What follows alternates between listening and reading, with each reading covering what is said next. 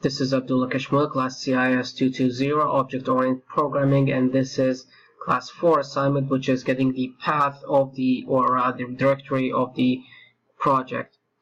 For this class, I did it in two ways. Which one is getting the path, the drive letter, and the other one is getting the path for the project. This is just to print out the two different outputs that I'm getting, and the old classes to easily call other classes.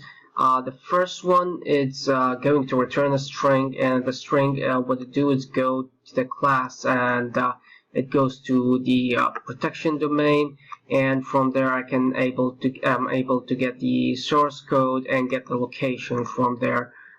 This contains the information about the class, and one of these information is the path or the location.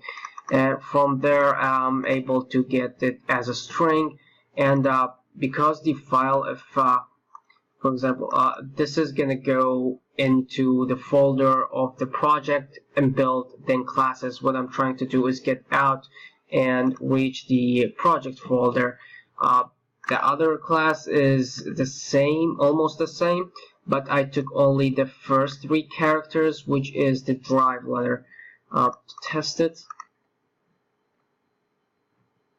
so this class is the path, which is going to go all the way to the project. If I remove these,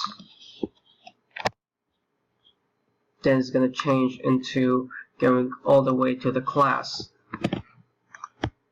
But I'm going to keep it to go all the way back to the project folder, which is driver path, and the other one is just going to take the three letters out of that in case I just want the driver letter.